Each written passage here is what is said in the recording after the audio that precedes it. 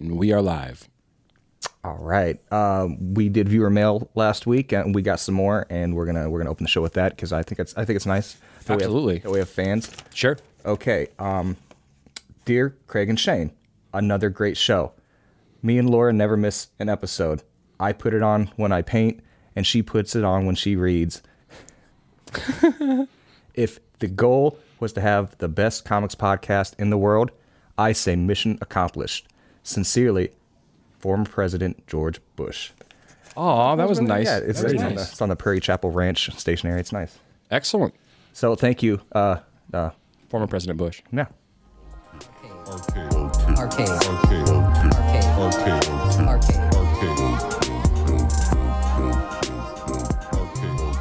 Welcome back to the Arcade Comics Podcast. Can you believe that? We've already got celebrities writing in. Can you believe it? Yeah. I didn't know he was a comics fan, but I don't really. The guy he contains multitudes.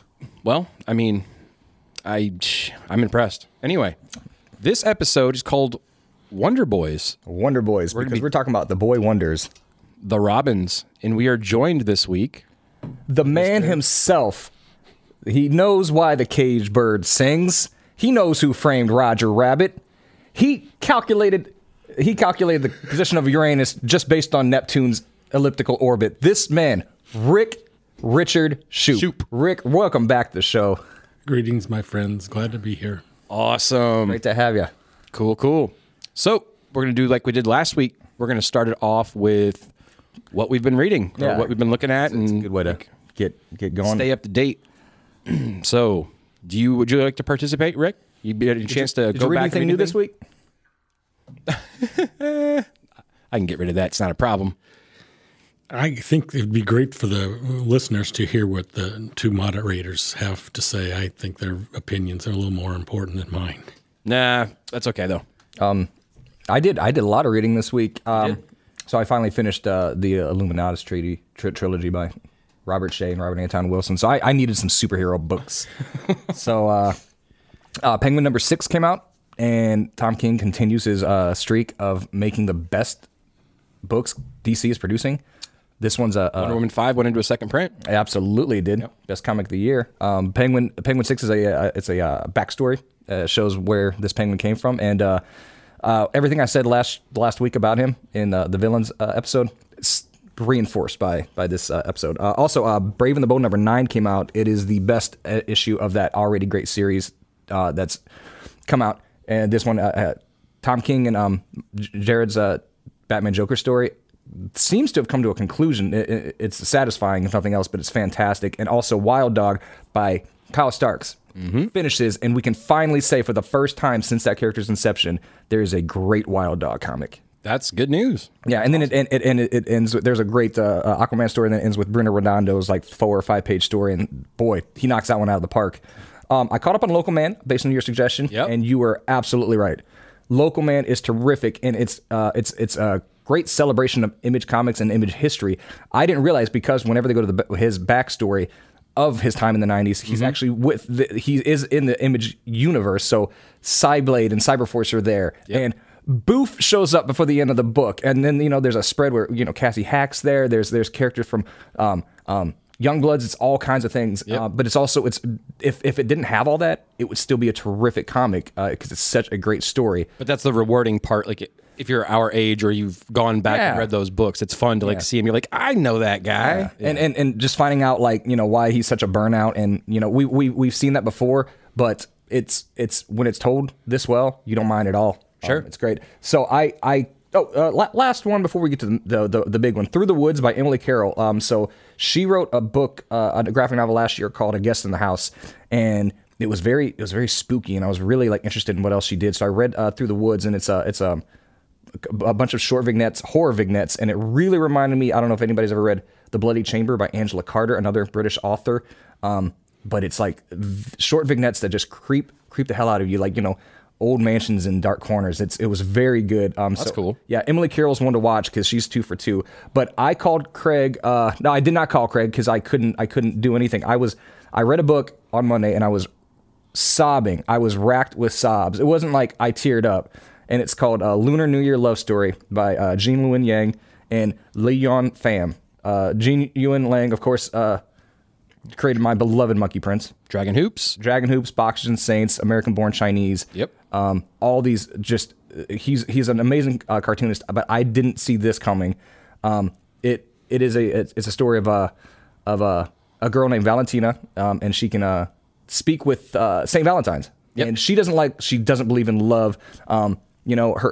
She used to, but her mom died, and she hasn't seen it happen. It just hasn't worked for her.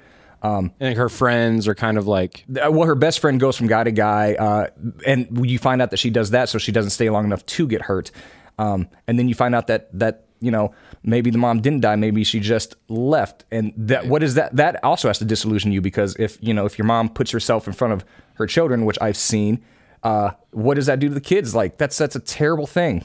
So like, of course she doesn't believe in love, but then the cute boy in class likes her, and his cousin, the mysterious, shy guy, kind of moody, and it's like, what is that guy's problem? So she starts dating this guy, and you kind of think you know where it's going. You kind of, and you're probably right. It hits all the beats, but I bet you don't see like a bunch of old Vietnamese ladies in Rome doing the Pope tour. You don't see. There's so many the dragon dances. You don't see cool things that happen. Yeah, and the way it comes together. He sets up a bunch of spinning plates, and he does it. He catches them. They're all perfect. They're all maintained, and every story beat is paid off, and it's done so elegantly that you don't know it's coming. You don't see what he's doing, and then at the end, just a huge emotional wallop. When the most satisfying ending I've read in a comic in a long time, but I was already like openly weeping, and then when that happened, I'm just like doubled over, and I'm like, Craig, I can't talk to you, but I just read this and I can't quit crying. Like, I was at work and I had to walk around and like hide so nobody saw that. I had to pretend that my mom died so people wouldn't think I was weird. So I told everybody. Why are you in the break room crying? My mom died. And they're like, "What's that comic?" It's just a comic. So if anybody out there wants to feel something, and it's a beautiful love story, and Valentine's Day is right around the corner.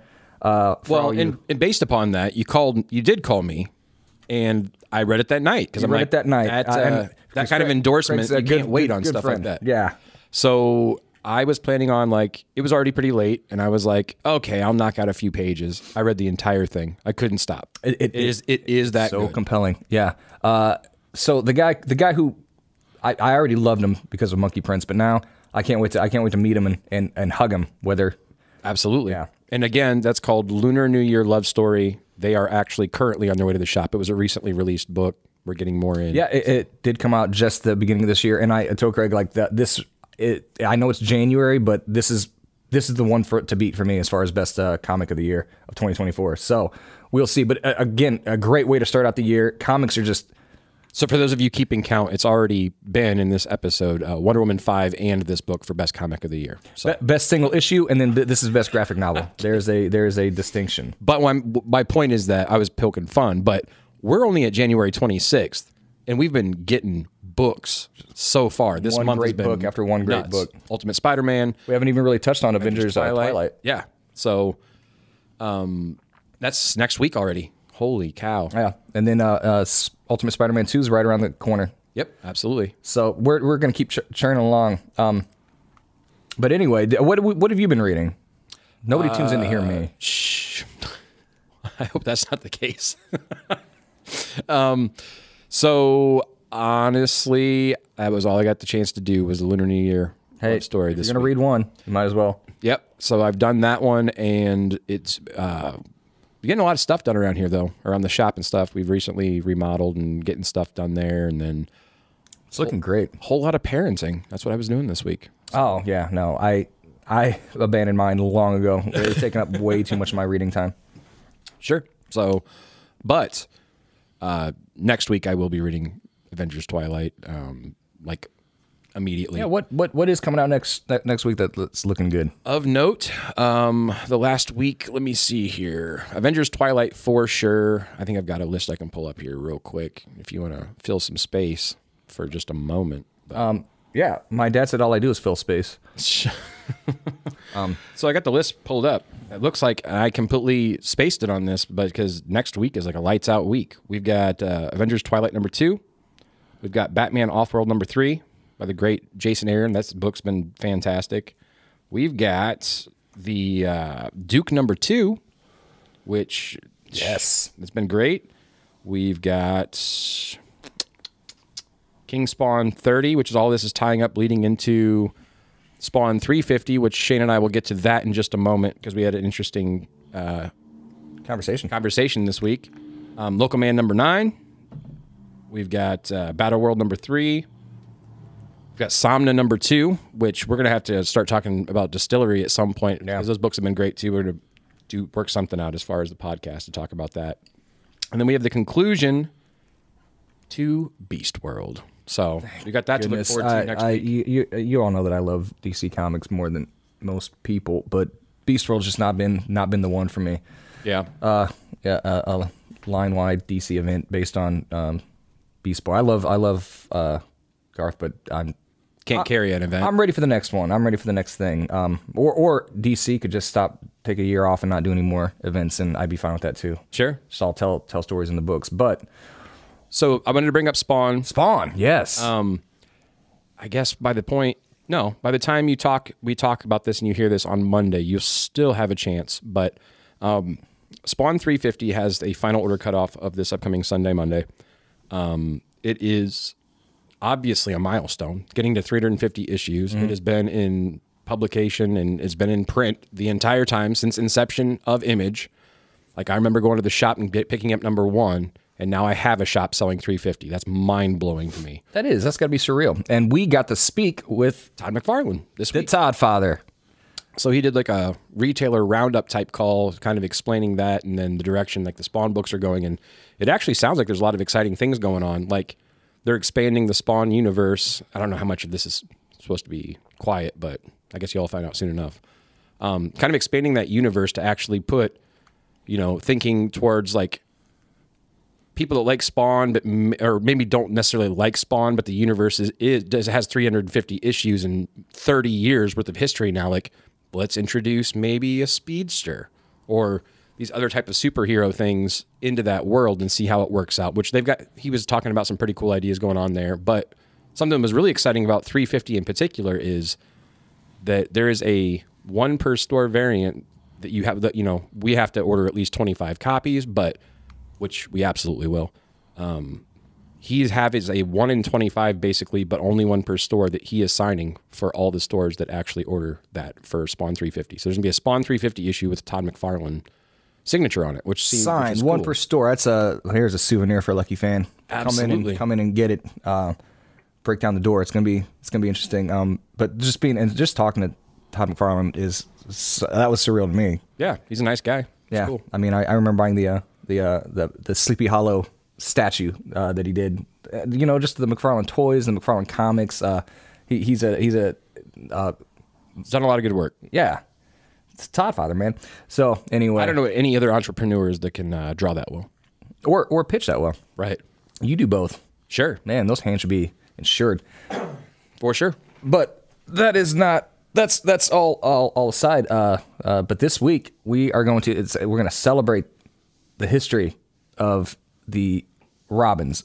Yeah, and we're gonna concentrate on the four canonical Robins. I know Rick will take issue. He'll throw in Julie Madison. Oh, you know what, Rick? Did you know that Julie Madison, who was in the 1 issue as Robin, that is the character name of Elle Macpherson in Batman and Robin.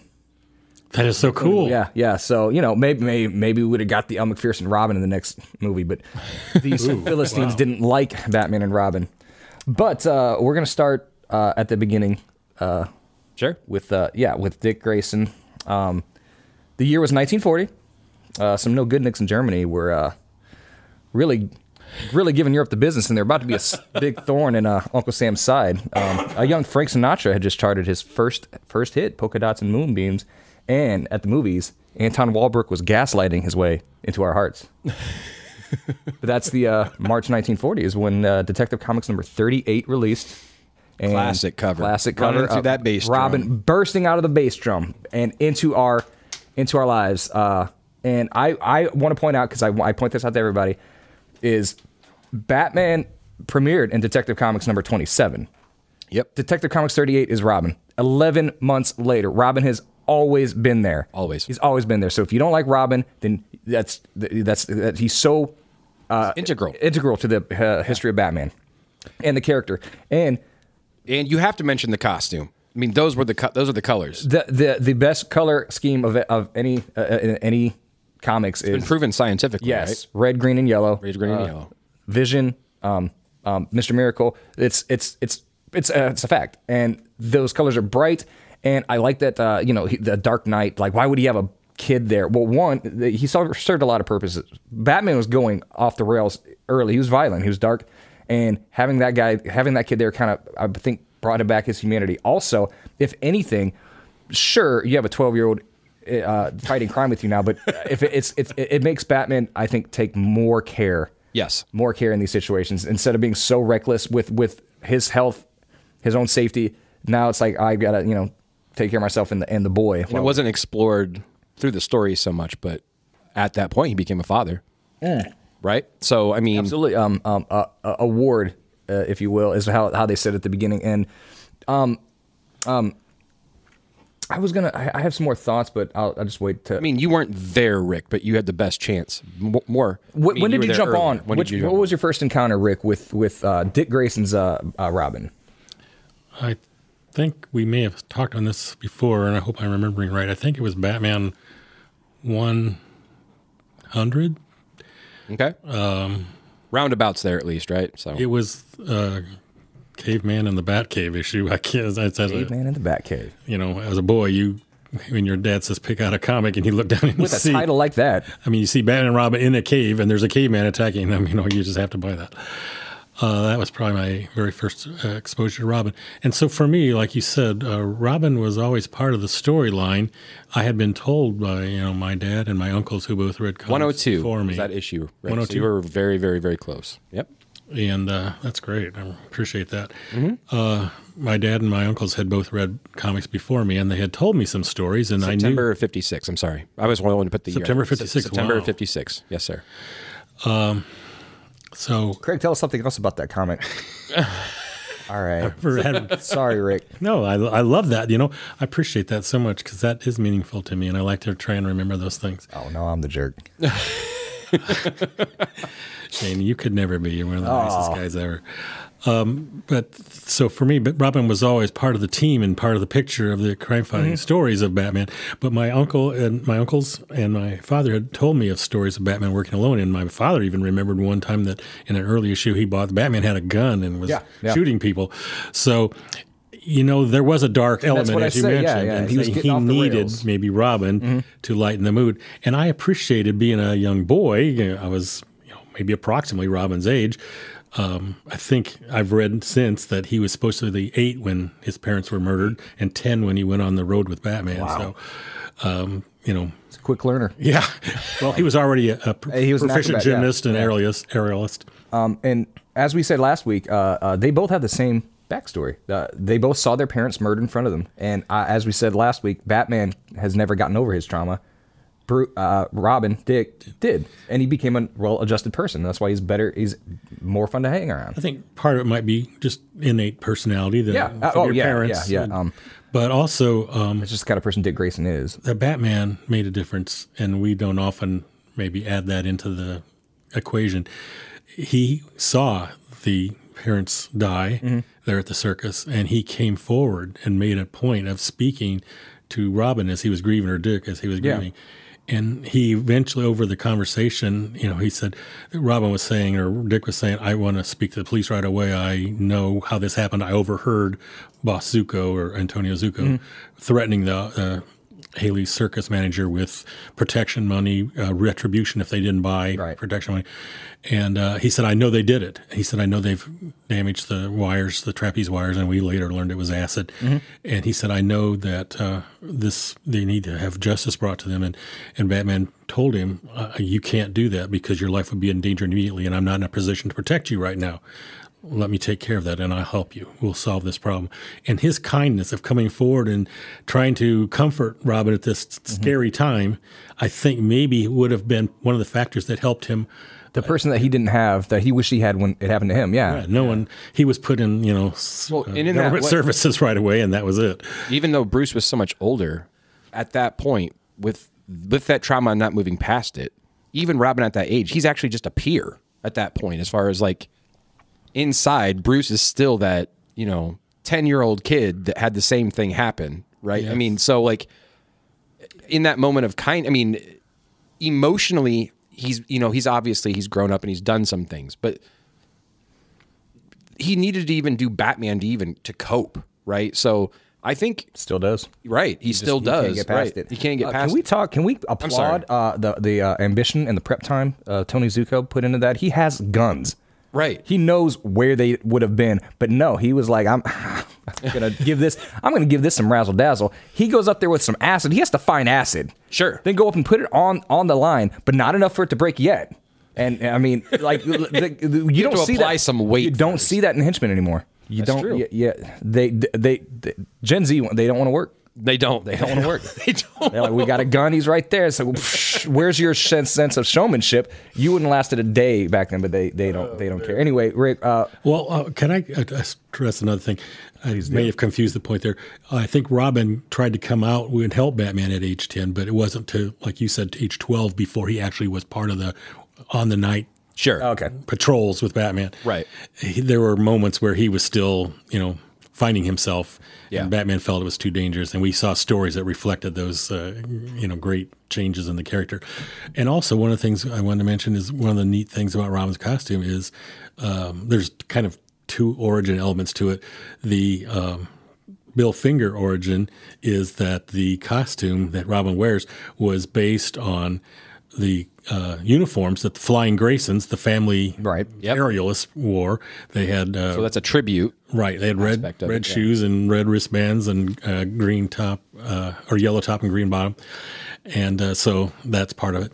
And then there was also some controversy behind the scenes I've read. I don't know if this is interesting to everybody else, but Bill Finger said he decided that he wanted to have. He had talked to Bob Kane about Batman being very dark, and Bob said, "Well, we could definitely lighten him. I've been thinking about adding a sidekick or a boy assistant," and he said we could call him or Bill Finger suggested we call him Robin because Robin is a rebirth of the year when in the spring, a revival of the earth is, everything comes back from being frozen to being fresh, and you see these pretty birds come down and land and begin appearing in our neighborhoods. And so he said Robin was like a renewal for Batman. And then later I've read that Jerry Robinson, who was the great artist that worked on those early stories, one of my favorites, he said, well, I was asked to help design Robin. He said, I didn't know about the bird element other than the name, which was given to me. He said right away, I thought of one of my heroes as a boy, which was Robin Hood. Robin Hood. Right. And I've read that that was in his inspiration, because 1938, I think, was when the great Errol Flynn film, The Adventures of Robin Hood, I think Michael Curtiz co-directed it. He's the guy that made Casablanca, and then William Cayley. And who played Maid Marian? She's Olivia de Havilland. Yes, one of my first crushes. Yeah, so that would have been, and that was such a huge film. It was such a huge pop culture thing. So of course it would have been there. Was it 38? It's the same year as Wizard of Oz. Oh, then that's 39. Okay. Well, wait a minute. You know what? I think maybe it did come out in 38, but it's lingered until 39. Do you know who was originally cast as Robin Hood in that film? No, I have no idea. James Cagney. Wow, that would have maybe not been the best choice. He was Warner's biggest guy, and he was great in everything. Other things he did. Everything he did. May 14th of 38. All right, 38. White Heat, Angels with Dirty Faces. We could go on Cagney trip, but Errol Flynn got it and batted out of the park. Yeah, it's so good. And what I also read, maybe is a little bit of a variation of this, is that Jerry Robinson had read those Robin Hood stories as illustrated by Howard Pyle, and also who's the original Howard Pyle. Those are great books. N.C. Wyeth was the generational artist later who did stories with Robin Hood in them as well, and those artists influenced him greatly in how he was designing the costume, especially. You could do a lot worse. That's the boots, which we think of as very iconic for Robin. No, it's great. The suit's great, and it's gone through its own permutations, and that's fine. I also want to point out that like as Batman could not outgrow his own trauma, like Dick Grayson was the first person to outgrow Batman. He reached a point where a ceiling to Robin, and he left. Yeah, went to Hudson University, right? Hudson University. I think Batman. There was some resentment there. And I don't know if we're skipping ahead. If we want to do the go right to the Teen Titans, I want to know what else. If you have any more thoughts about your time in the reading when you were a kid. I can say just a few little things. I don't want to tie things up, but for me, right away, I enjoyed the snappy humor. Robin was really a good punner, Yeah, and it was not common, really, in my everyday life to read stories or see things on TV that had that kind of humor in it.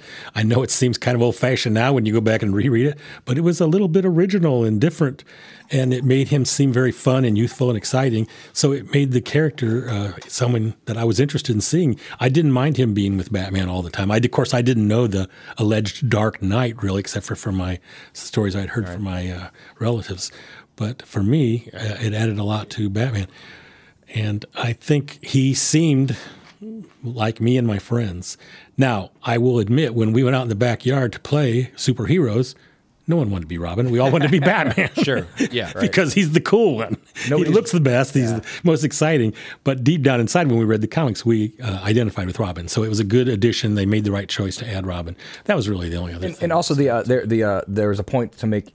He was supposed to be infectious. His happiness and his enthusiasm was infectious. Like, this is the guy that, like, if Batman was like doing a stakeout, Robin's over here doing backflips for fun. Like, this is great. Like, I think Commissioner Gordon realized that too. And also, we got to speak about World's Finest.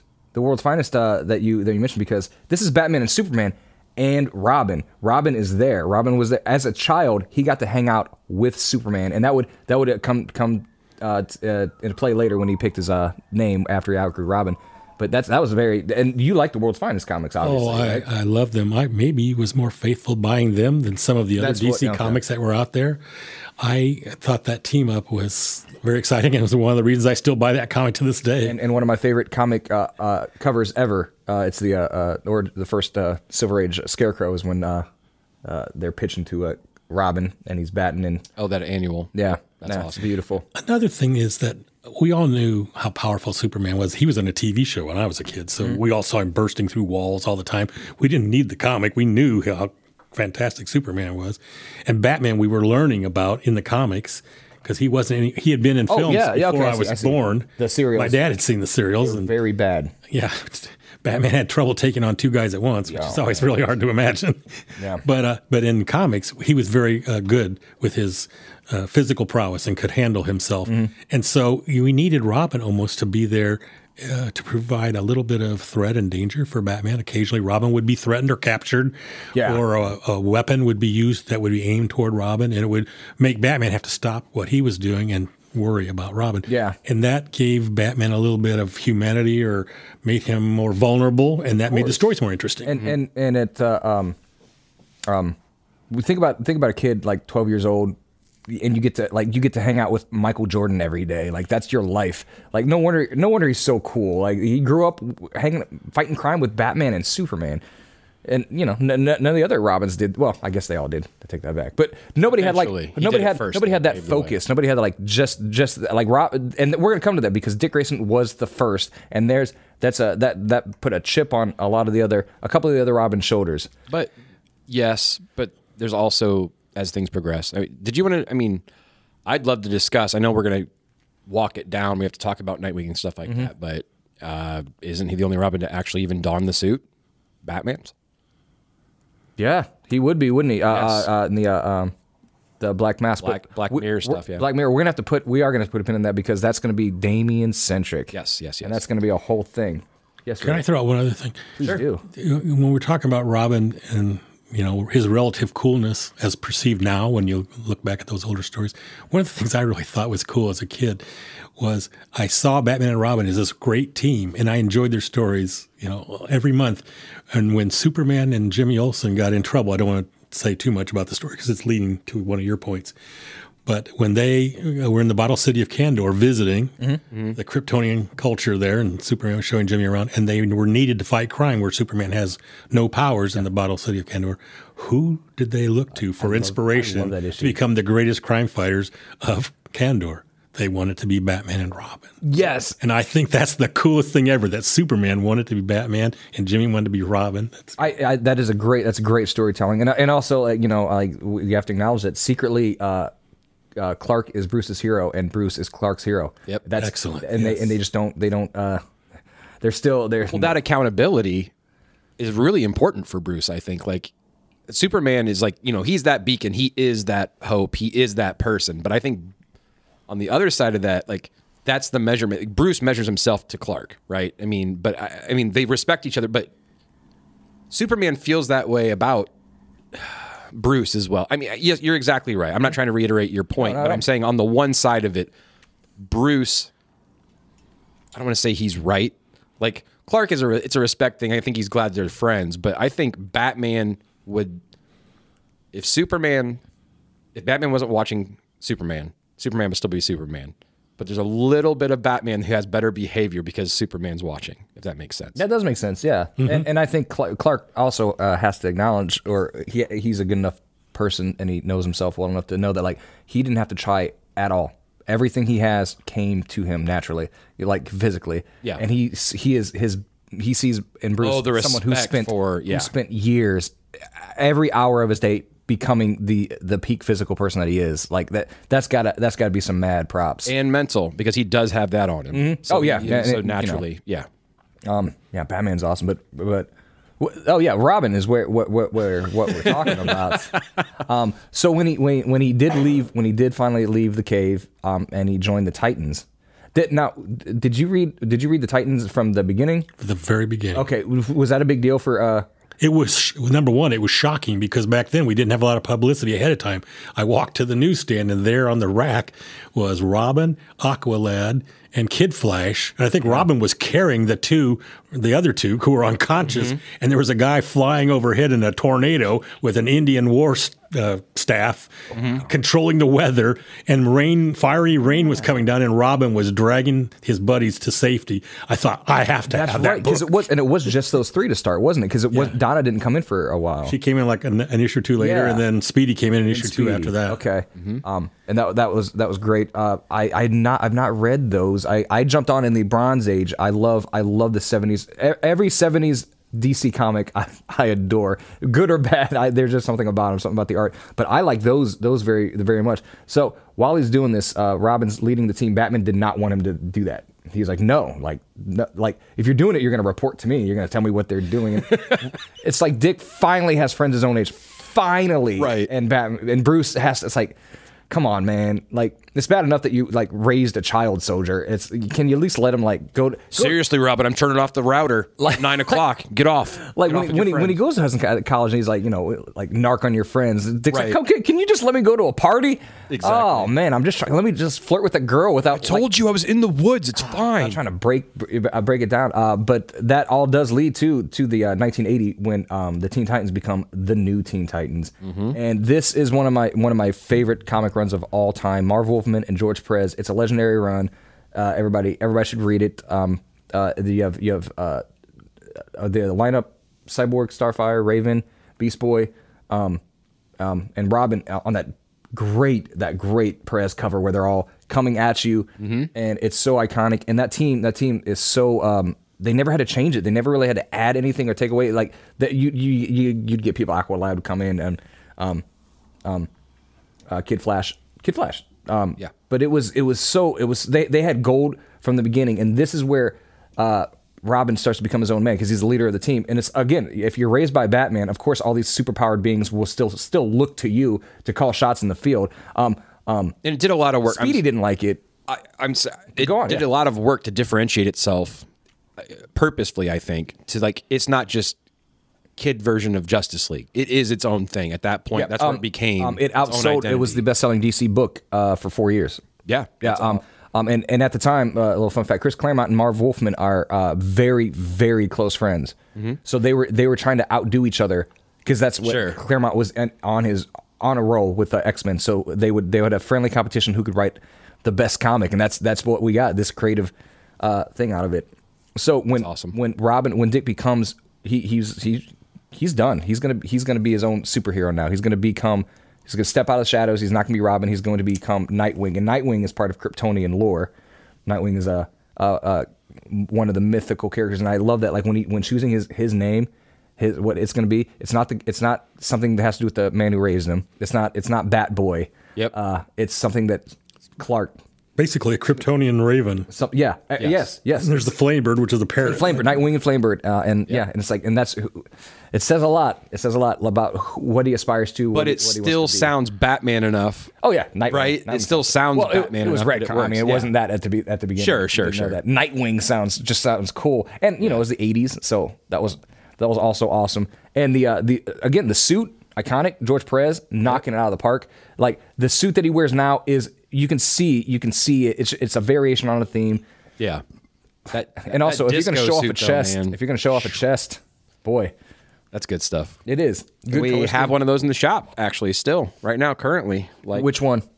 First appearance of Nightwing.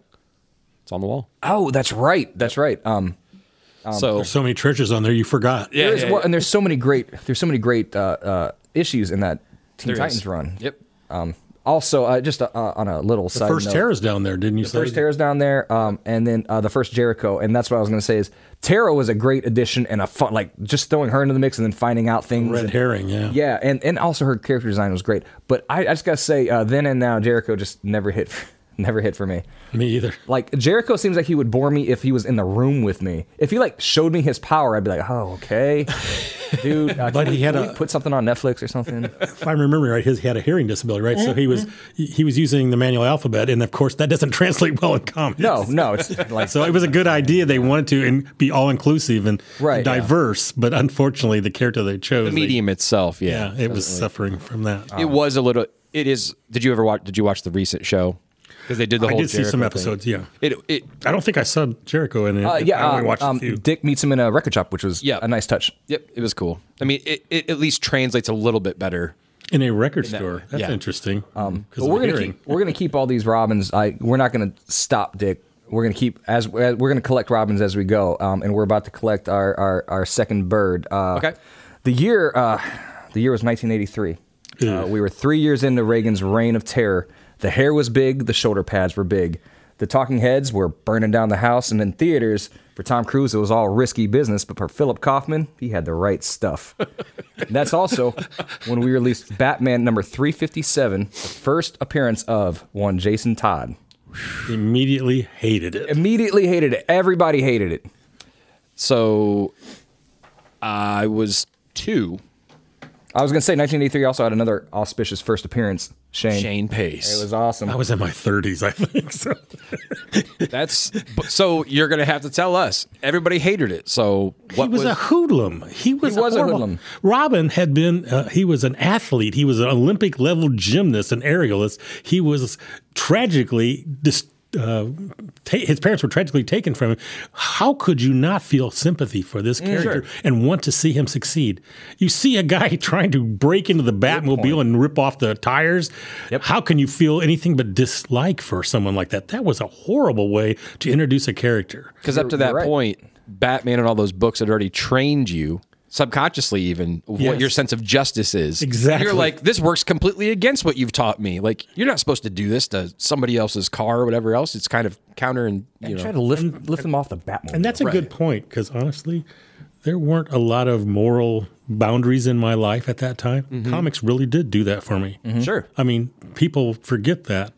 It was considered children's literature, but it was good children's literature because we were taught the right things about how to treat other people and the right things to do in life. Mm-hmm. And so Robin because he was similar to our age, he was the perfect example of how to grow up and be a good young man. And we all wanted to be like him.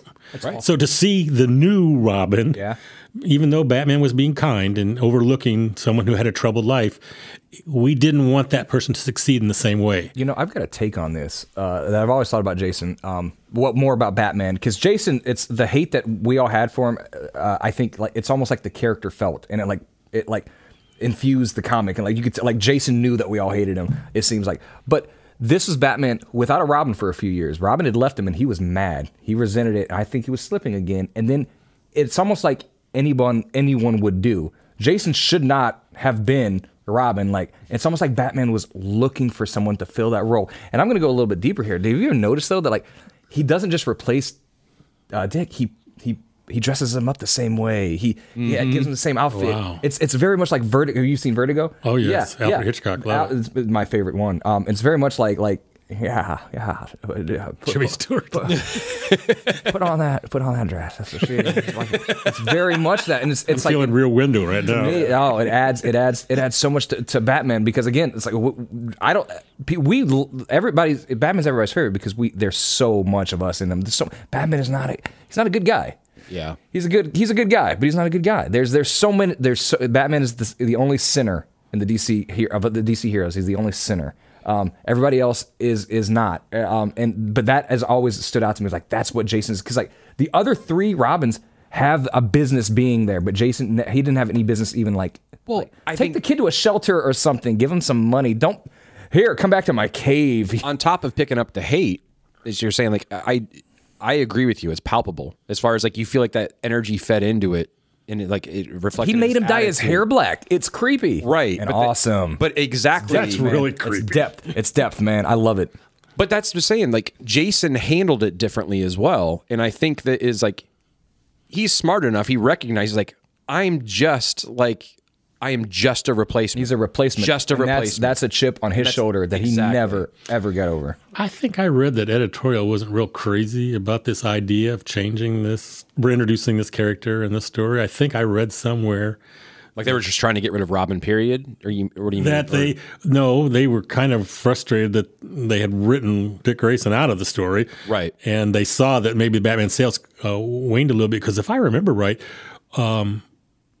Batman's sales in the Golden Age doubled when Robin was brought in. Doubled. Yeah. And here's another thing. If I'm remembering right, and again, I'm old and I might be remembering wrong, at the time that Robin and Batman were in Batman, the Detective, and World's Finest, they introduced, Robin was so popular and Batman sales had skyrocketed so much, they introduced him into a solo storyline in Star Spangled Comics, which had been Star Spangled Kid and Stripesy in the Golden Age, but they were waning in popularity, and so they plugged Robin in as a solo artist in his own adventures for, 5 years, I think it was. He was the Jay-Z verse. And guess what? What's really interesting is because of that, Robin actually has more Golden Age appearances than Batman. That's because awesome. He had extra issues. That's awesome. That's cool. That. I didn't know that. Like that, Robin fans. There you go. That's right. Who knows? It was a problem. I don't think he was working, but he probably would have kept being Robin if not for a fortuitous meeting at DC headquarters, DC editorial. And we know what was said, folks, and we are going to, if you will allow us, the Arcade Comics players would like to recreate that scenario for you. Gentlemen, we're at an impasse. We've been in this room debating for 4 days straight, and we're still no closer to a decision as to whether or not the Joker should kill Jason Todd. Well, sir, I think the only option is to put the choice in the hands of the most sensible, wise, non-reactionary group of people that exists. Comic book fans. Damn it, Abrams. That's it. Great job. Oh, thank you, sir. My 22-year-old son, JJ, thought of it. With ideas like that, I expect big things from that young man. Oh, me too, sir. He's really into photography right now. And that's the way it happened. So when the decision was made the fans got to vote on whether or not Jason Todd lived or died via phone call that cost you money. This was pre-internet, guys. 1-900. I called in and said, "Kill him." Kill him. Wow. And if you guys know Rick, here's the thing that Rick was doing that. Shocking. Rick was doing that before this was a thing. He just kept dialing, and he hated Jason Todd. Can I go back one other step? I thought Batman had gotten into a little bit of a weaker period at that time after Robin left, anyways. Maybe the sales changed, and the artwork and the stories were kind of their weaker. It was a weak period. So when I looked at that, I didn't even like the drawing of the Batmobile where Jason was trying to take the that was 88. It just didn't look like we had grown accustomed to. Yeah, because that was a few. Because I like the Detroit Justice League era, and that was Batman leading that. And then I love Batman and the Outsiders, but the Detective Comics, Jim yeah. So it might have been a bit of a slump, but anyway. So that didn't help it. In other words, is what I'm trying to say. They didn't just kill Jason. They killed the fuck out of Jason. Yes, beat him to death with a crowbar. I've never seen anything that violent in a comic. Yeah. The Joker just beat him to death with a crowbar. With a crowbar, and Batman, he was there. He was too late to save him, and that was it. And Jason for 17 years was dead. And were the fans clamoring? Did they want him back, Rick? Was there outcry? Of my generation who'd seen the tragedy eventually or originally? No, we were glad he was gone. We hoped we would never see him again. Yeah, because for 17 years nobody was wanting him. But that's great, because that takes us to the next Robin. It's folks, picture, if you will, it's 1989. Saddam Hussein was soon to be a real thorn in Uncle Sam's side. Young MC asked America to bust a move, and boy did we. And at the movies, they had us all believing in love again when Harry met Sally. That's the only movie that came out in 1989 that was of note, that's in relation to this Batman podcast. But we got one. Tim Drake, 1989, Batman 436, created by Marv Wolfman and Pat Broderick. And a few issues in, it was Neil Adams who redesigned the costume, giving us the leggings, right? Yep. The leggings, I think the color of the cape, the great R that we know and love, and the shuriken based on it. Yes, right? Yes, sir. And his bow staff. And I know, Craig, this is your favorite. This was Tim Drake was my Robin growing up. I loved Tim Drake. My Robin. And I think Craig, you got something to say. So I've always found it most impressive, I guess, because the part of Batman that I really enjoyed is the detective element, right? Mm-hmm. And I always thought it was amazing that Tim Drake was the only one that found out. Like, the only reason why he's Robin is because he found out that Bruce Wayne was Batman. He pursued it. He found out who it was, and Batman was so taken and impressed by that. He's like, well, at first he was like, no, the last one he died. He had to. Well, Tim Drake is the only Robin who fought to be Robin. Right. Nightwing and Jason did not. They fell into it. Tim Drake wanted to be Robin. It's a new thing, and also a new thing. His home life was great. Absolutely. Tim Drake had a loving father, and a great relationship with said father. We'll get to that later. Yeah. But didn't he? I mean, that's so cool. That's the opposite of the Jason story. He just wanted to do good. It's so cool that he figured it out in a detective fashion, which is exactly what the character needs to be. Which it's perfect. Absolutely. That's good writing. It's good writing, and like he had another Robin that didn't have like a chip on his shoulder. Like the desire to be there completely turned the attitude around. Compared to the Jason Todd, very fresh. Like it was a little bit more like Dick as far as the optimism. You gotta also wonder when Bruce brings Tim into the cave. Alfred's got to be thinking, Jesus, how many children have to die? Another one. You know why his name's Tim? Why? 1989. Oh, really? Yep, Tim Burton. It was just that's cool. Nice little homage. That is really interesting. I didn't know that. Well, we were there in 1989. Yeah, it was the biggest thing in the world. The movie. Absolutely. So, even for old guys, it was. Oh man, maybe more so because we had waited so long. Like Tim Burton in here, and you know who Tim Drake dated? One of his early girlfriends, Stephanie Brown, who would later become spoiler. But since it is a Robin centric episode, she was for a brief period Robin. Yep. Absolutely. But not. This is a good time to do this. Not the only gal Robin. And we there's a debate about whether or not she should be counted as the fifth Robin. I'm gonna stick with these four because it was so brief, and then she became spoiler, and she became Batgirl, and then spoiler, and they were great characters in her own right. And I love Stephanie. But we will talk a little bit. Let's talk a little bit about Carrie Kelly. Carrie Kelly. Loved her. That was actually I love her. Good choice too. It is out of canon, but which is why we can't say that Tim's the only Robin that kind of pursued it. Yeah. She was clamoring for it in the Dark Knight Returns by Frank Miller. The seminal work. It's a great comic. She was in all of them. She was in the Master Ace and whatever. But she was different characters. But she became Batgirl and then Batwoman, I believe, in those. And they diminishing returns. But Dark Knight Returns was a great Great series, and I love her character design. I love that that almost like a pompadour at front, and then her goggles were great. Yeah, and yeah, she wanted to be Robin. I don't think she had any business being Robin either. No, she was just spunky.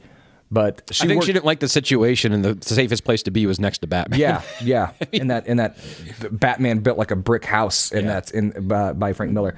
Rick, when Dark Knight Returns came out, what was the reaction among like comic fans? Tremendous. I had some interest waning, briefly around that time. I was moving from this state to another state, and it lured me into the stores right away to get those books. I kept, I returned month after month to get the next chapters. It was a big deal. Everyone loved it. Everyone wanted it. It was considered an adult, comics becoming for adults. Yeah, for the first time, really accepted by average people, not just comic fans, but because we all knew they were for adults all along. But absolutely, the people on the outside were suddenly saying, "I want to look at that. I want to come inside and look at that a little bit." Yeah. There were people who had never bought a comic before bought that because it seemed mature and it was graphic, but I mean, it also had good writing and good art, and people wanted it. Okay, that's awesome. By the way, that character was used in the recent the CW show very well. Carrie Kelly was? Yeah. Wait, the Gotham Knights? The Gotham Knights. I mean, it was a slightly twisted spin of what we're referring to because it was a reimagining kind of. But she was done very well on that show. And if you're a fan of that character, you need to go back and maybe look at that CW show, Gotham Knights. It's always good to see. And it all wraps up. I think it's one season and it all wraps up nicely, if I remember right. Cool. That's awesome. Tim Drake, I will say, he benefited too from coming into Batman right when Chuck Dixon was taking over a bunch of the Batman books. So you got the Chuck Dixon Nightwing, which was already great, and then you got the Chuck Dixon Detective or Batman. I don't remember which one, but that was with Nightfall. But Tim's getting written by this guy at his prime, and everything. I remember the Robin, the solo series with the hologram covers and all like that. Oh yeah, it drew me in. It was amazing. Like I remember getting and they did. I have to mention that because marketing wise, bringing it back to that positive attitude and then throwing a holographic cover, because they had like the little, it was like Joker was holding like a playing card and it had like the Robin on it, whatever. Yeah. Do you remember those? Yeah. Like they had like Robin too, like absolutely. All this series. Of course. I mean, it's iconic. So was there always also Robin decals that were his envelope that you could put on your shirt? It was the first, because we were so used to the old outfit and we were hip, and it was the 90s. It was impossibly hip. And it's like, is Tim Drake's Nightwing, is Nightwing cool? Is that outfit cool? I think it's cool. Right. Yep. Also, I'd be remiss if I didn't mention this, but the 92 Batman Returns was the script had Robin in it to the point where they got into it was Marlon Wayans was cast as Robin. Okay. To the point where they got as far as they had signed a contract and they got into costume fittings, and the action figure was going to be Marlon Wayans, and then he was cut at the last moment. It was so last minute that he actually got paid his full salary. Wow. That's how far it made it before he got. Do you know why he got cut? I don't because like the idea was the filming and stuff going to be just taking it beyond budget or something. I think what ended up happening was they already had Batman, Catwoman, Penguin, and Max Schreck. Yeah. So it's like something's got to give. But that would have been a great 90s Robin in addition to our 90s Robin. Do you know which Robin he was supposed to be? No, his own. It was going to be a complete separate thing. That's cool.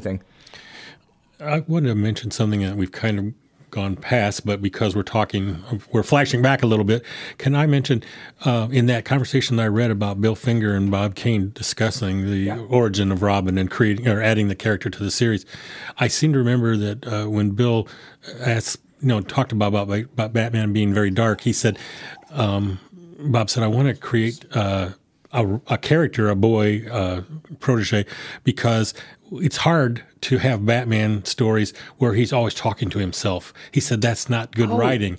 He said someone to bounce off of. He said Batman is kind of Houdini and Sherlock Holmes mixed together, and Douglas Fairbanks or Zorro all mixed together into one person. He said, but you can't. He needs a Watson. You can't. She needs a Watson. And what better detective would it be for Batman, as we re-envision Batman for the future, to have this Tim Drake who's really bright and figured out Batman's identity? What better Robin for the two to bounce their thoughts off of than another boy detective?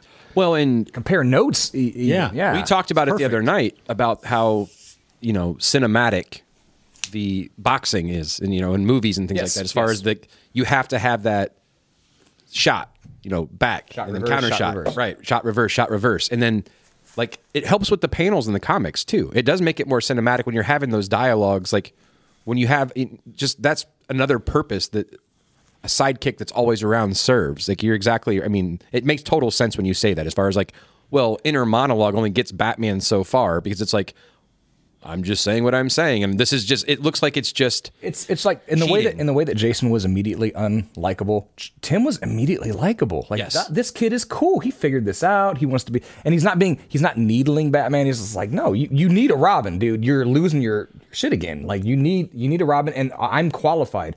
That last guy was insane. I think one other thing, this is going back a little bit, but I think the Bill Finger Bob King conversation also included the fact that Batman was very proficient at what he did. He was very clever and usually overwhelmed the villain often, or the bad guy often. And there was not a lot of drama when he, week after week, month after month, he was rescuing these nameless citizens. We all don't want anyone they are a to be hurt. Cowardly lot. But, if there's a woman who's being attacked in her apartment and Batman swings into the window and saves her, yeah, that's great. We're glad for the woman, but we don't know the woman. Right. She doesn't have a lot of, there's not emotional weight to her as a character. Yeah. Even if you've introduced her a few panels earlier in a bank lobby or something. Sure. But when Robin, who he lives with and who he is raising as his son, is in danger by a maniac that you've read for several other issues of this comic magazine, and he's captured him, and he's in danger. There is so much emotional intensity involved in seeing Batman run that guy down and get his son back that it adds so much more in drama to the book and makes it more exciting and more desirable to get your hands on. So I think that was another good element of having that Robin character, and I know that's step back from Dick. Also, from for those of Tim you a little bit keeping count and keeping score, Batman's gone from having one son to two sons to one son to two sons again. And this son, for now, stay tuned, has a loving father. That is absolutely correct. Yeah. But now we're into the 2000s. Stephanie is killed in the 2005, whenever War Games was. Stephanie Brown was killed. Yes. So that was a bummer. She'd come back in a few years. Don't worry, she got better. She'd come back as Batgirl in 2009 for a very great short-lived series that was cut short by the New 52. But that's fine because then she became spoiler. But since no one is really ever dead in comics. That is true. In 2005... Well, except for Uncle Ben, right? Except for Uncle Ben.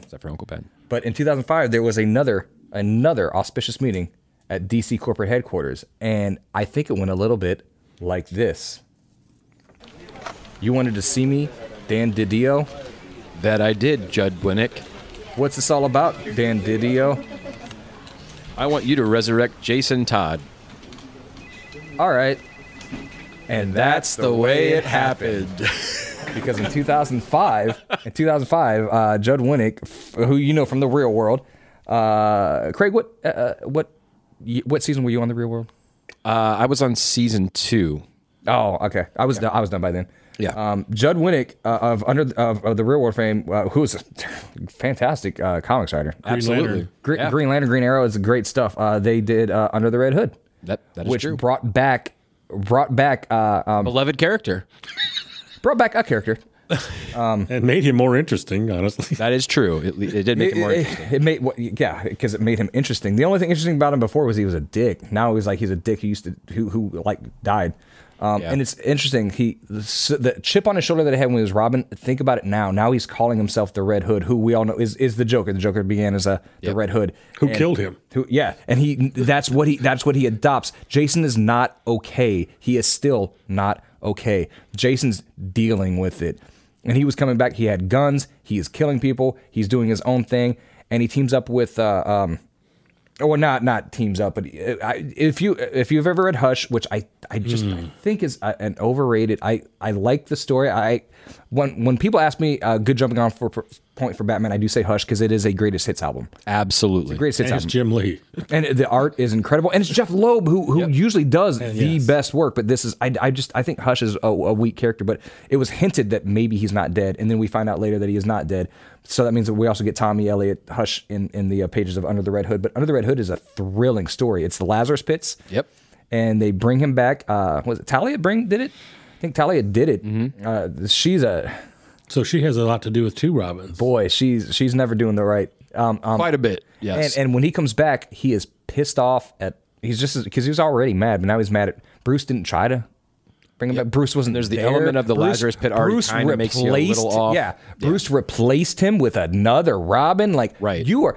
How could you? Like Bruce, and then Bruce is like, "Could you quit shooting people in my city?" And he's like, "Don't fuck with me, old man. I'll do whatever I want." Exactly. Could you? Yeah. And this is also when Tim Drake became Red Robin. A character design that I love. I love Red Robin. Looks so cool. Indignant as fuck. That's what I mean, when he became Red Hood, that was just like, but you kind of, the reason why I think people liked it was because now he had a reason to be upset. Yeah. Right? I mean, so finally. The story started making sense. Yes, it started making sense. Absolutely. Why are you so mad? It took a good writer, a really good writer, to figure that out. Instead of just like he's at Wayne Manor with the door shut and he's blaring Sonic Youth. Now it's like it's a real reason for all this. Like, oh, okay, you went through some shit. But that chip on his shoulder, and it's there to this day. Absolutely, it's never gone away. Even as recent as Gotham, where he's completely fine being like, "Fuck you, Bruce." Yeah. And also, I'd be remiss. He teamed up in the New 52 with a run that I actually really like. The Outsiders. Sorry. No, Red Hood and the Outlaws. Sorry. With Starfire and Roy Harper, Speedy, who has come a long way from the new Teen Titans. He was Arsenal for a moment. He wears a ball cap into the field and he doesn't look silly. But it was by Scott Lobdell and it was by Kenneth Rockford did the art. And I remember they say that in that run that they objectified Starfire, and I'm like, Starfire objectifies Starfire. It's the whole point. She wants you to look at her. My goodness. Sure. Go The costume she picked. Yeah, but sure. Like, if you don't like this comic, put it down and pick up a different one. Get off the internet. But I will say like Starfire is hanging out with these guys. Like you guys are lucky. Like she is a cooler chick than you. Right. She's more powerful. Like I don't know why she's hanging around with these guys, but I did like that run very much. Jason's he is a good now that he's with the Bat family. He's a good thing. Like he's a wild card. Like, well, there's Jason. What kind of mood's he in today? What's he? Is he going to punch, shoot somebody today, or is he going to like hold back? It's very cool. So why do you think ultimately? Because obviously there was conflict there, and he was mad at Bruce. Why do you think that Bruce, even to this day, tolerates him being? I mean, obviously it's because it's his son. Yep. Yeah. And also it's his failure. Yeah, guilt. And he doesn't want to. If he gives up on Jason, like he can't, like that'll be it. Like right. Like he picked Jason up off the street and he did that to him. He did that to him. Yeah. So it's on Bruce, and Bruce knows that. Bruce lives with guilt. Guilt is what drives him. So guilt is still what drives him. Yeah, because he's like this now. If I had left him alone, he may have been taking wheels off of cars, but that may have been the extent. Yeah, and now look at us. I think Jason is the son that he loves, but he doesn't like. You know which one you have. But the rest of them are all like these are his sons, and he's part of the family, and no matter what, it's on him. It's on him. I still hold like with the Bat family, I think you either have all of them, all 58 of them that there are now, or you have Batman, Dick, and Barbara. I don't like how it proliferates, but I do like all the characters. So if they're going to be there, they need to all be there, or just a few core. Yeah. But anyway, now we are here. We are at the last Robin, my favorite Robin. Now this is a recent. Or are we going to discuss Tim's family life? Or wait, you know what we should, because it's right before we see this new Robin. It's after Identity Crisis, but before Infinite Crisis, or during Infinite Crisis. He loses. It's during Identity. It's during Identity. Man, Identity Crisis wasn't good for anybody. Yeah. Nobody came out of that looking good. No. So during Identity Crisis, it was, and it's issue 5, I believe. It's a little ways in there, but Tim's dad is murdered, and it sticks. Murdered. The only you know, like the same way, like not the exact same way, but like now he's got that in common again with Bruce, a supportive, loving father, and they had a great relationship, and he knew he was Robin, and you know, as long as you're doing good, that's fine. And he was on his way to save him. Yes. It's not like it happened and he didn't know. He was on his way, and that is heartbreaking. Identity Crisis by Brad Meltzer and Michael Turner did the art. Michael Turner did the covers. Internally, it was Rags Morales. And they're all gorgeous. Fantastic They're all stuff. gorgeous. And this is the same run where Zatanna was, you know, kind of pressured into removing a memory of Dr. Light and Batman, and then making Dr. Light a vegetable and then removing her from Batman. Nobody came out of Identity Crisis. It was insane. In good shape. And I couldn't believe it. Like at the time reading it blew my mind. That's honestly, I read everything that Brad Metzler wrote after that, which, to tie everything back in, Metzler is part of Ghost Machine. Yes, so I'm excited. Yes. I just saw him on television. There was a promo, like I saw an advertisement where he was on there pushing Ghost Machine on national television. I was like, hell yeah, let's do this. So he's going to be part of that. I don't know where he fits in. I know he wrote up like a page in this whatever for something coming up. If you don't know at home who Brad Meltzer is, ask your dad what he likes to read on airplanes. Yes, very much. He's those. So that is, and then that goes right into Infant Crisis 2005, which leads us into 2006. I think we all remember it. Bush was 5 years into proving that compassionate conservatism was just another way of saying stupid and evil. Ludacris had us all shaking our moneymakers, and 3 Children of Men came out. No joke here. Go see Children of Men. Children of Men is fucking awesome. Children of Men is a great movie. It is a great movie.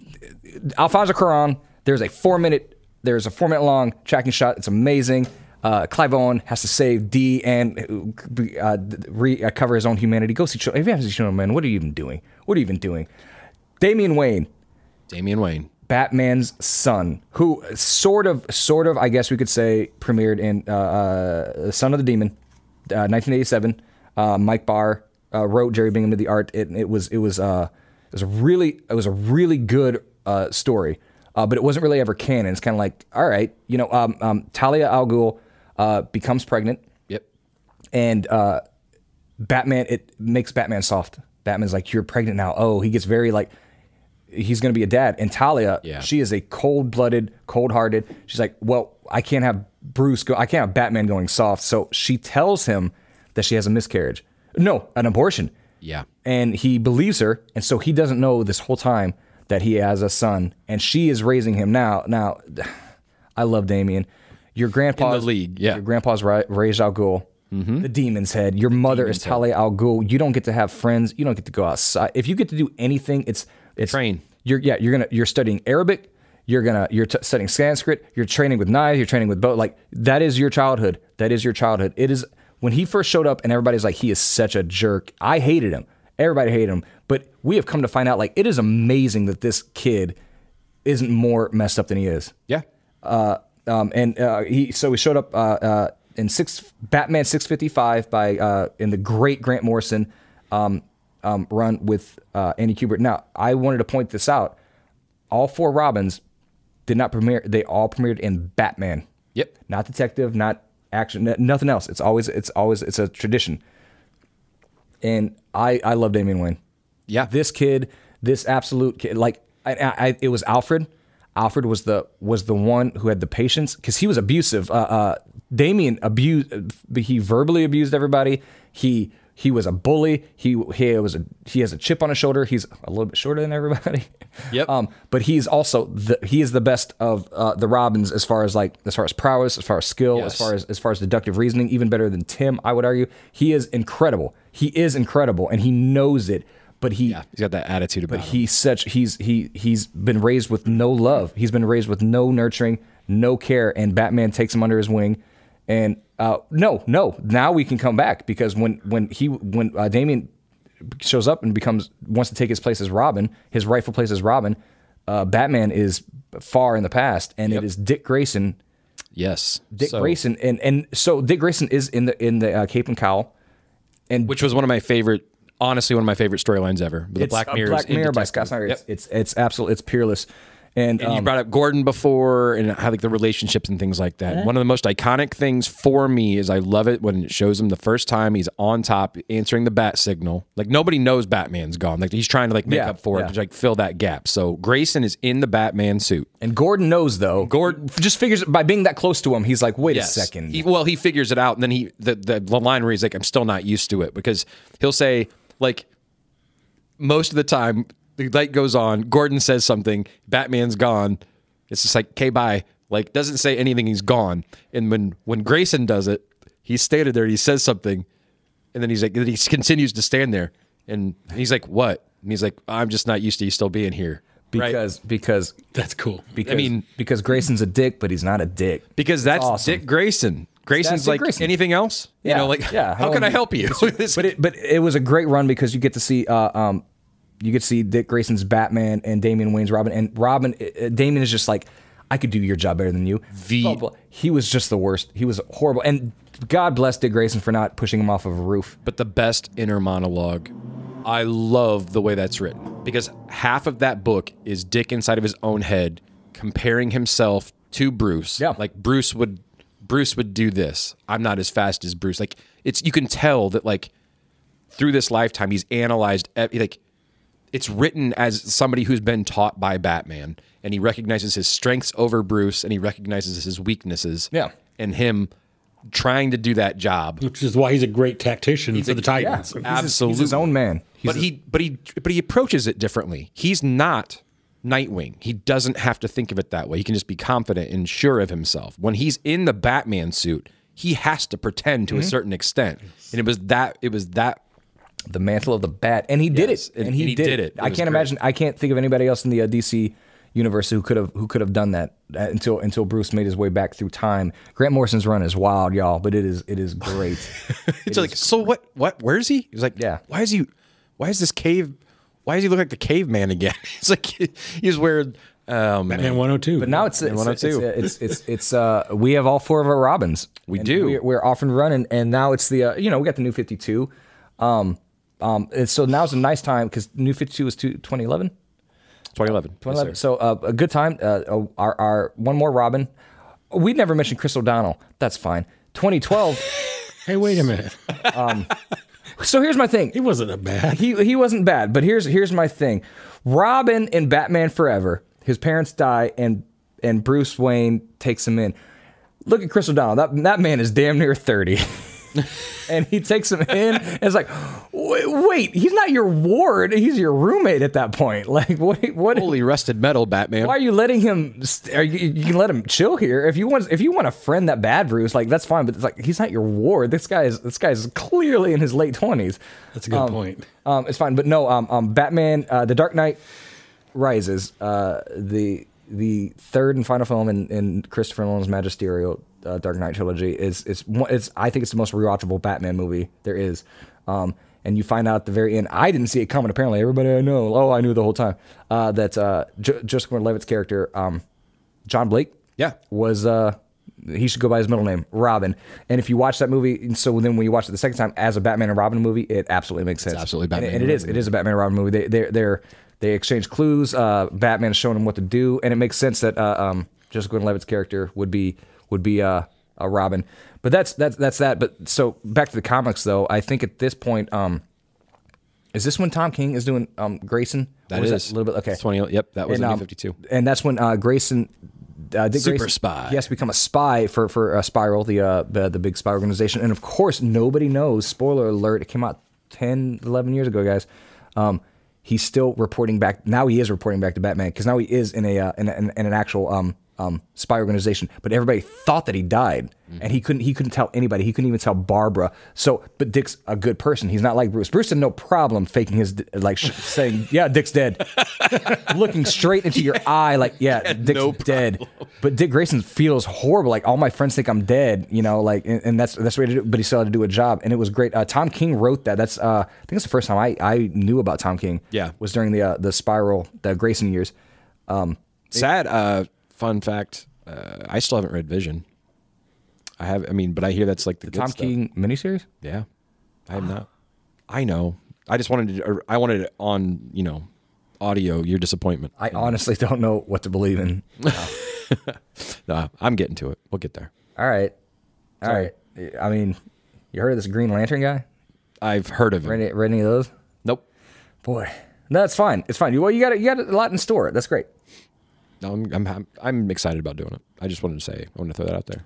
I don't know where you guys are going with this, honestly. We're not. I just wanted to throw it off. Can I throw something out? One Please thing do while I dry my eyes. Something that's come to mind as we've been talking here is, and we've seen it on the news, nightly news, these children in these war-torn countries and in famine and in unrest in various, whether it's political or environmental, these children are rescued sometimes, and we see these little infants in the worst possible condition. You think, how is this child ever going to come out of this? Mm-hmm. And yet there's some wonderful stories of some of these children being rehabilitated and brought back to health, and their children were our species is naturally able to bounce back if we're extremely resilient. We're resilient as young people, especially. Yes. So, excuse me. So seeing these boys all go through all these traumatic things and then bounce back and actually be successful, that's kind of, it's based on life and it's real. And I think that's why it rings true when we're reading it. We could see this happening.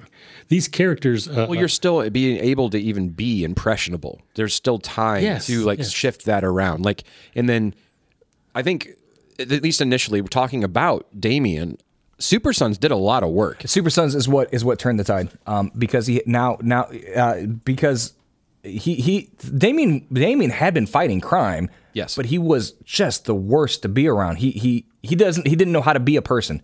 He didn't know all he was a weapon. Because that's all he was trained to be. He was trying to take over the mantle of he was supposed to unite the Al Ghuls and Bruce Wayne, and become the one, and forcefully, manipulatively, absolutely, and he slowly starts to see Bruce's mission, and he wants that. They're breaking through. Alfred had so much to do with it because Alfred had so much patience, and this was his grandson. This is Bruce's actual son, and he wouldn't take Damien's bait ever. But then when Damien actually had to, he became best friends with Jonathan Kent, a Superman, the greatest, the best of us, the son of the best of us, and John Kent is great. And it's phenomenal. Damien, you want to be unhappy all the time? I'm not on my watch. I just won't let it. I genuinely care about you. I will, and they form their own partnership. They are the world's finest. And it was such a great friendship. And John Kent's optimism is infectious, and even Damien can't deny that. And I love Damien's the jokes like John Kent was like, I could lift this building, and Damien's like, that doesn't mean anything. I'm still better than you at everything. Mm-hmm. And through those interactions, we find that Damien has this huge affinity for animals. Loves animals. Yep. He loves all animals. He doesn't want to see any animals hurt. He doesn't want to see any people hurt. And slowly he begins to thaw. And you realize this is a little boy who never had a chance. He had everything, provided for him, but he never had a chance. He was raised as assassins, but you know what? He might just be a good kid under all of that. And it had to be Jonathan because he was Jonathan, a peer and a Kent. Yes. And Superman. He's a son of Superman, and he's that age. You want me to? I don't think it's sick. I just think you need to milk that cow. You want me to show you how? I know how. I love.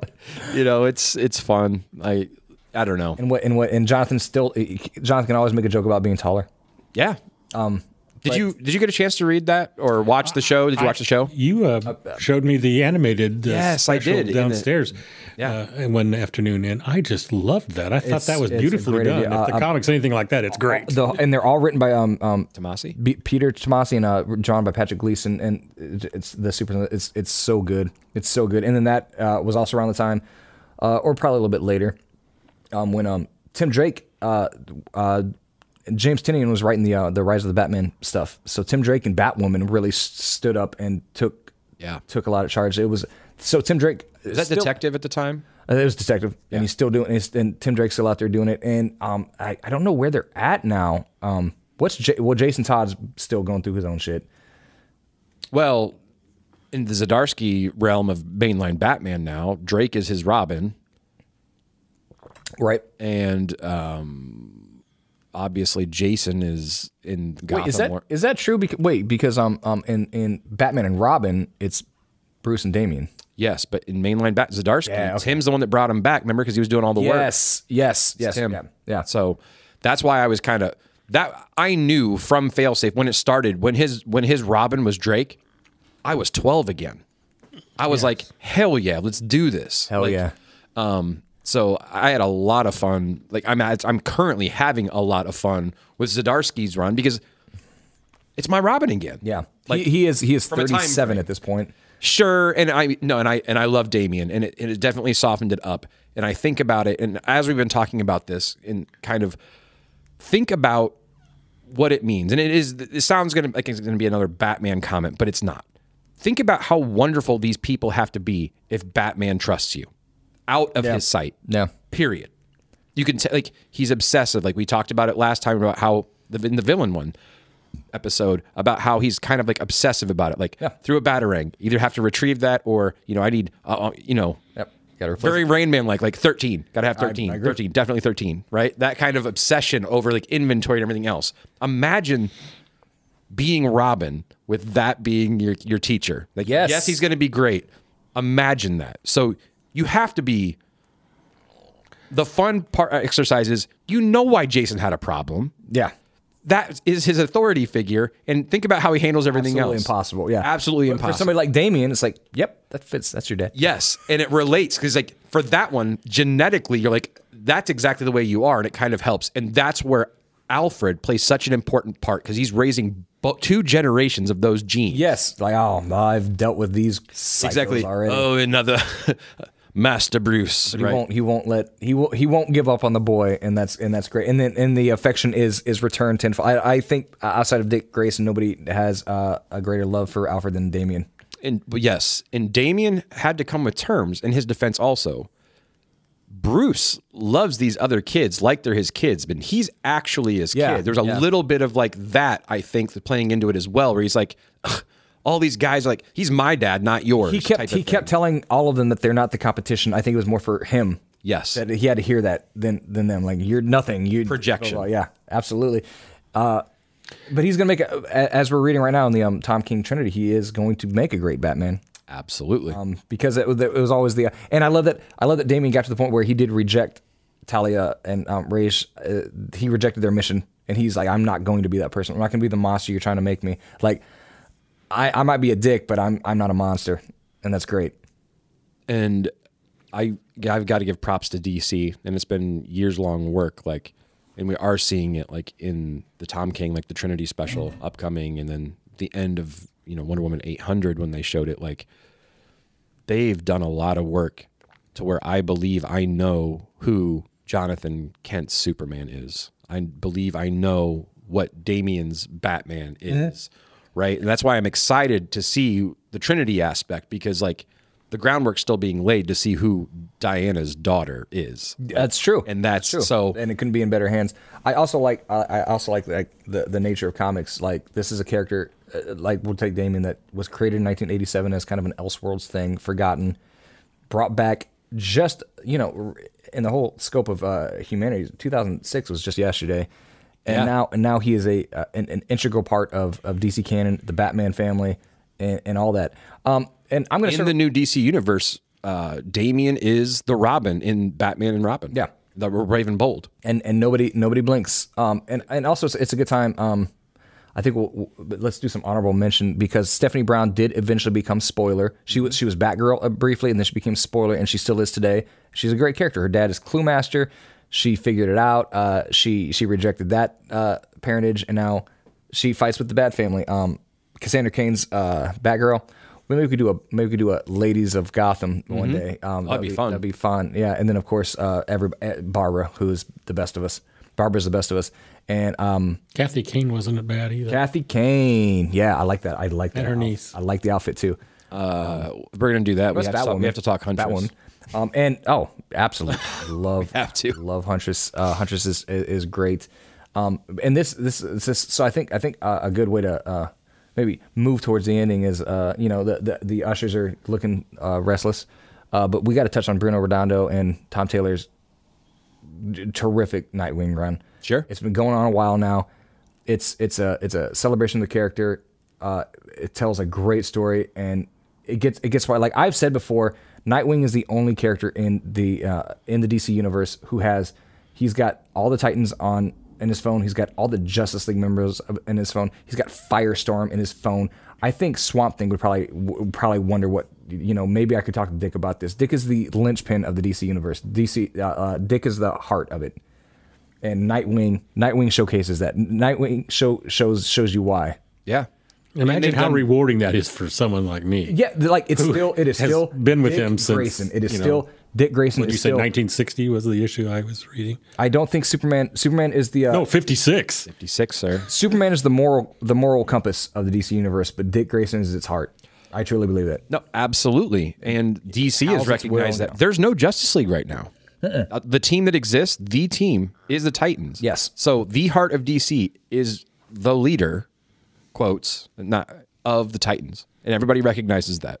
It has been Dick's last few years to shine, and he's not. And nobody's disappointed. Nobody blinks about following him into battle. They'll follow him into battle the way they would Batman or Superman, because he's Dick Grayson. He's Nightwing. He knows what to do. He pulled it through in the final, like the last crisis, the big final crisis. Dick was front and center. He's the one that fixed it.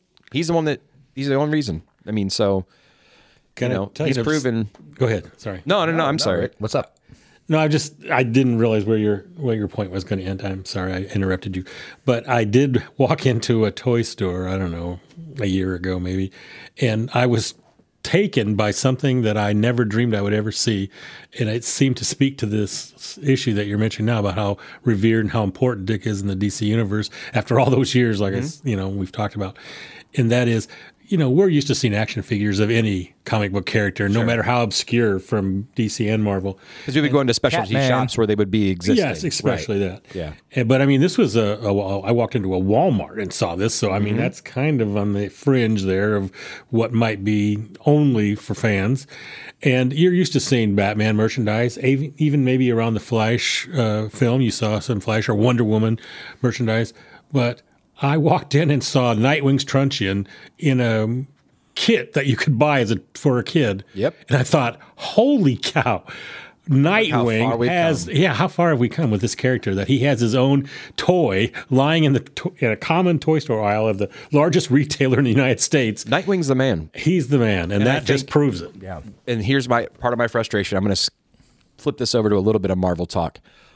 My frustration with Spider-Man is we watched Dick go from that age, grow up, and he's Nightwing now, and he's carrying it. And Peter has kind of like not gone anywhere. Like, I mean, not like I'm saying, so Spider-Man, like, you see the growth. Like, we saw 12-year-old Dick Grayson wearing that costume, first appearance popping out of the bass drum, to the point where Nightwing is cool, his character design's cool, he's got two of the coolest creators in comics right now writing his book. Like, they can do whatever they want. Meme covers. And people are like, oh my God, that's amazing. They did the whole first-person perspective issue stuff. Oh, yes. Like, all kinds of cool, like, creative, gimmicky things. And they're choosing to do that with Nightwing. Yeah. You could do those are cool concepts where it would work. And it's on Nightwing. An unpowered former sidekick. But he is Dick Grayson. There's no one like him. I love Dick Grayson. You're making me rethink some things that I've been pondering about the Marvel versus DC. What's that? How I've kind of been one of the ones that resists some of these strange changes that they've been doing in the Ultimate books and things like that. Well, it's nostalgia. I mean, to a certain extent, I do it a little bit. You mean that Ultimate Spider-Man 1 shows a grown-up and adjusted Spider-Man? And maybe it's not derivative like you were saying before, Rick? What frustrates me is it's an enormous leap for someone like me who grew up with the other Spider-Man. Spider-Man pun intended. I haven't seen the transition for that. There hasn't been one is the frustration. And you did not read Ultimate Spider-Man in 2001 or whenever when we all... Right. Yeah. Right. So I was thrown off, and it didn't grab me like it did many of the others here at the store. But I have watched Dick grow up over the years, and I have appreciated those changes. And I think DC has had a different quality about how the writing has been done. They handled it differently. And better. And it's canon. Yes. As compared to like Ultimate Spider-Man is a way of like, I think what we all want. And an extra 20-some years to do it. Right. We all should be there by now. We all want Peter to be happy. Go there naturally. Yeah. We want him to be happy. So I'm willing to even overlook the fact that this isn't even canon. Official, 616 canon. just to get that story. And this book has proved that everybody is. Like, it doesn't, like, I just want to see him happy. Like, Mary Jane and him getting along, like, it's been years.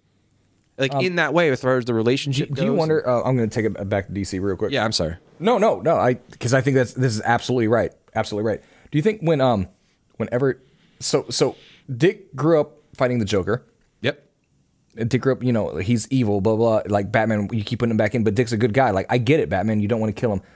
But after he shot Barbara, do you think, what do you think went through Dick's mind the first time he saw him out again?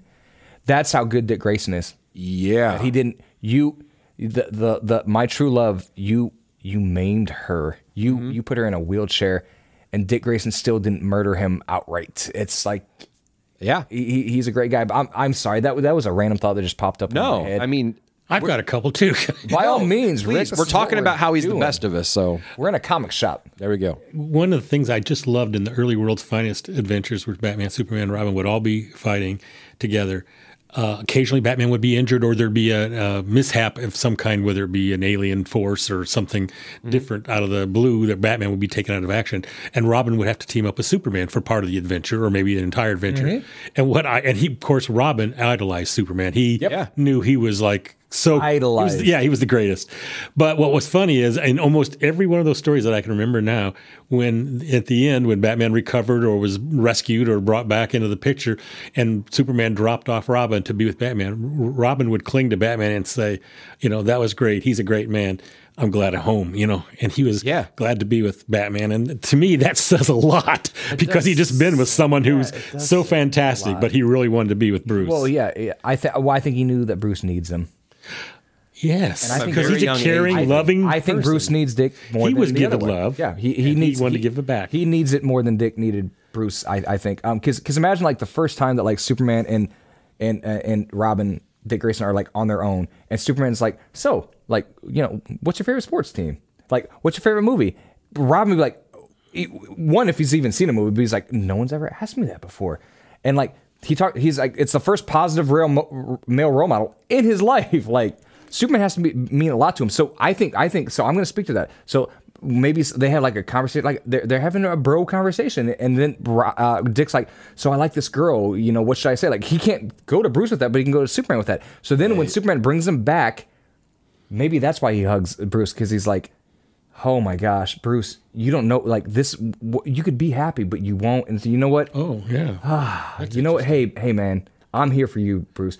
I think it's wonderful. He's a caring, loving. We know him to be a positive person. And fast forward to today, I forget exactly which book it is, so please forgive me. But it's a 2-page spread recently that came out. And there's this Batman saving this kid that's in trouble, and like he's doing the whole conversation. It's a lot like the Diana conversation recently in Wonder Woman, where they're sitting there talking on the. You know, on the hood of the car or whatever else, or with the little boy, the little boy. It's a little boy Batman situation, and he's just having a normal conversation to like keep the kid calm, right? He's like, "So do you have kids?" type of thing. Like they're in the middle of some stuff. Like Batman's holding him and like holding onto a ledge on the other one, and Nightwing's there somewhere doing something else. And he's like, "Yes, I have 4 boys," and that right there alone, I was like, I love that today. The reason why I love comic books so much right now, and like why. Not picking on you, Rick, but like those evolutions and those changes, Batman says stuff now like, I have 4 boys. That is a very big difference. It's beautiful, really. And it is absolutely beautiful. He's like, I have 4 boys. He's like, that man right there is Nightwing, and he will catch you. Period. That's great. He trusts. That's why we all read those books. Right. Absolutely. And he absolutely trusts Dick. And he did. And he did. Right? I remember that. Man. That was so good. I have 4 boys. It was so good. Like, it was reassuring the boy. It was great. It was great. While we're pumping up Dick Grayson, can I go real retro again, if you don't mind? I think about Superman and his work partner, Jimmy Olsen, or Superman's friend, Jimmy Olsen. Jimmy is a great character. Jimmy's great. He's had some wonderful adventures. He's been portrayed on TV in a fantastic fashion. I remember the Turtle Man episodes and the werewolf episodes with great love. Come on. Those are, and of course, going into the Bottle City and being Flamebird, those are all great stories. But poor Jimmy. Even though Superman's single and Jimmy is a younger person and not really a big part of his life except for at work, his relationship with him is not close enough for him to do any teaching, really. Right. He gives him a watch, a signal watch, to call him when he's in trouble. Yeah. That's the extent of it. Yep. Right. Batman takes this young man from the circus whose parents have been murdered. He begins working with him, and he gives him a two-way radio and says, you go take the back door, I'll take the front door, and you tell me what you see, and they communicate directly. Robin has... They're a team. They're a team, and I love that for making Robin seem really important and a good character, a strong character. But I'm gonna. This is my take on that though. Is Superman 100% protecting him and not being reckless. Superman does not need a friend as bad as Batman does. Wow. Batman. We all need friends. Batman wants Robin there. Like, here's your mission, blah blah. It's like finally he like Batman doesn't want to be. And Superman doesn't need it as much. He doesn't meet, yes, but it's also probably not as hard for him to make them. Exactly. Yes. Exactly. Oh, I could see that. It's great. Yeah. It's great. Jimmy. Jimmy's great. Even like I can totally see Bruce being like, we'll not be able to tell anybody who I really am is an obstacle. And Clark's like, that shit's easy. Like the hard part is, trying to. I'm gonna go way off. This is not even on topic, but Craig said something a little while ago that made me think of it was a Green Arrow issue in the Mike Grell run, one of the best comic runs ever, the Mike Grell's Green Arrow. But Green Arrow, there's a hostage situation in a Green Arrow house. So the cop, he shows up and he goes into the building and they're like, do what you can, and then he gets the guy and he stops him and he lets the hostages out. But then the rest of the issue is he sits down with the guy, and the whole issue is just him talking about like, why would you do this? Mm-hmm. What's going on? And it was so great. It was so great. It was like that's kind of what Dick does all the time. Dick's always like, well, maybe we could talk this out. Like, I could beat you up with my Eskrima sticks, but I don't want to. And Ollie has no problem with that. Sure. I was like, I can do anything. Yeah. So yeah, it's just we talked. I think we did not plan this out. We talked about we were planning to talk about all four Robins, and it became an aggregation of Dick Grayson, but that is how great of a character Dick Grayson is. I mean, and Bruce Wayne, Batman has it's quantifiable. He has more words written about him than any other character in fiction. Yes, and we're talking about Dick Grayson. He was a sidekick, and this is how great of a character Dick Grayson is. Well, I think my first time I saw him, actually saw him, was on television. Burt Ward, right? Burt Ward. Brown belt in Taekwondo. He was yeah? Yeah. No wonder the moves look so fresh. He was a great Robin. It was great. He was a great Robin. And, like Damian, now he has a rescue dog service where he helps animals. Oh, what a great... He and his wife. I wonder if that's where that came from. Maybe we give Damian that affinity for animals. That's awesome. So... But let's talk about the other Robins a little bit. Hold on, real quick. Okay. Do you know when Tim Burton was going to direct the 1997 Superman movie with Nick Cage? You know who his Jimmy Olsen was? He cast him. I don't remember. It's Chris Rock. Oh wow. We never got that. Anyway, I'm sorry. Go on. Because I want to know. No, I was going to talk about the recent Robin run. It's like first Damian and progression and stuff. So Robin, just straight Robin, was a Damian book, and they put that, and it was a great book because of it. It was a fighting tournament. Yes. And it was you got to like him. When he was the cat? Because he was the last issue of Nightwing, he was a cat, because it was Beast World. And yes. When they turn him back when they rescue him, Dick Grayson rescued him, and his only he's like, did I hurt any humans or animals? Mm-hmm. And it's like, don't worry about it. Yeah, but don't worry about it. Yeah. So what year was it? I think it was still going on when the shop. It's probably 2 years ago. I think it was when the shop was open because I remember you talking about it. Okay. Yeah, because it was a cool because Flatline was introduced then. Oh, right. And it took the world by storm. Flatline. No, I mean that part. No, of it, yeah. But that was one of the most. I feel like Damian has not even needed that much time to progress because they knew who Damian was and they embraced that stuff and they softened him up with Jonathan, which was smart. Right. But they still kept hey, you know what Batman didn't have to teach him? these kick-ass karate moves. Oh, he was Damien's the already, man. Yeah, he was on it already. And so I enjoy it that they can just skip over like how much he can kick ass and just focus on the relationship part, because that's obviously we read for the relationships and the counterplay and the dialogue and stuff. Monkey Prince, Right. When Marcus Sugar was there, and it's like full circle. Oh, absolutely. Monkey Prince is incredible. So, are you even familiar with that? I mean, I know you probably haven't caught up. I only know of it from YouTube. Oh boy, you'd love Monkey. I think you'd love Monkey Prince. I did watch the television series. It was by the same writer. Yes, and it's fantastic same feel. Absolutely fantastic writing. The Disney Plus show, American Born Chinese. American Born Chinese. Yeah, Gene Yuen Ling. We're bringing this full circle. Completely full circle, because that's the guy that wrote that love story we're talking about. It's Craig that keeps introducing these things to me. I appreciate that so much. So, well, I don't get to take any credit for Gene Luen Yang or Monkey Prince. That is 100% peer pressure from Shane that paid off. I do remember the Monkey Prince peer pressure. The very first podcast I was on. Yeah. So Damien is so Monkey Prince, Mark, like his first experience is Batman, like in his apartment messing with his folks, because his folks are like bad people. Oh. So he's terrified of Batman, terrified of him.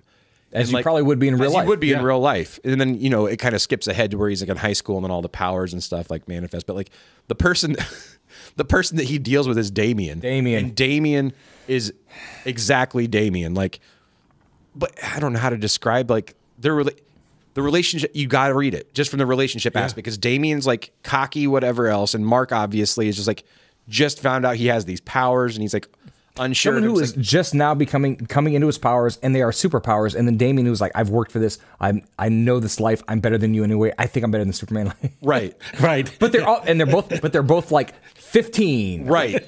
Okay. Yeah. And Damien also had to go to school in Philadelphia for briefly, and he got to go to school with Billy Batson. Billy Batson, stars in his eyes.